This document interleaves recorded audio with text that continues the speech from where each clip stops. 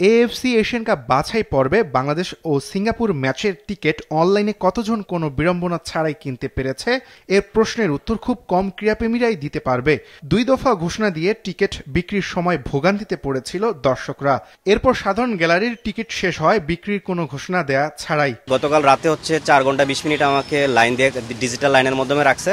তো আমি প্রায় 2 ঘন্টা 2.5 ঘন্টার মতো চেষ্টা করে রিফ্রেশ করার পর দেখতেছি আমি আবার টাইমটাই 4 ঘন্টা 20 মিনিটই থাকতেছে, এটা কমতেছে না বা আমি সামনে এগোতে পারতেছি না আর কি। আমি সহ আমার সাথে আরো প্রায় 15-16 জন ছিলাম, আমরা সবাই একসাথেই 9:40 পর থেকেই ওয়েবসাইটে ঢুকে বসেছিলাম, কিন্তু এরপর থেকে এখন পর্যন্ত সারা রাত গেলে এখন পর্যন্ত আমরা একটা টিকিটও ম্যানেজ করতে পারিনি। টিকিট সংগ্রহ না করার কারণে আমি আজকে খেলা দেখতে পারতেছি না। রাত 9টা থেকে আরো আগে থেকেই আমরা বসেছিলাম যে টিকিট কাটার জন্য, সো ঢোকার পরেও ঢুকতেছে না।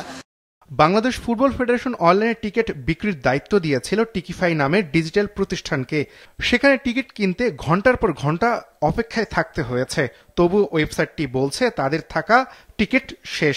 সমর্থকরা বলছে সব টিকিট অনলাইনে না রেখে অন্য মাধ্যমেও বিক্রি করতে পারত বাফুফে। যারা শিক্ষিত মানুষ তারা হয়তো অনলাইনে কাটবে, কিন্তু বাট যারা দিনে আন দিন খায়, রিক্সাওয়ালা, যে মানে কৃষক, এরা তো বুঝবে না। তাদের জন্য কিছু টিকিট বুকিংয়ে রাখা উচিত ছিল, অর্থাৎ আমাদের কিউতে রাখা উচিত ছিল।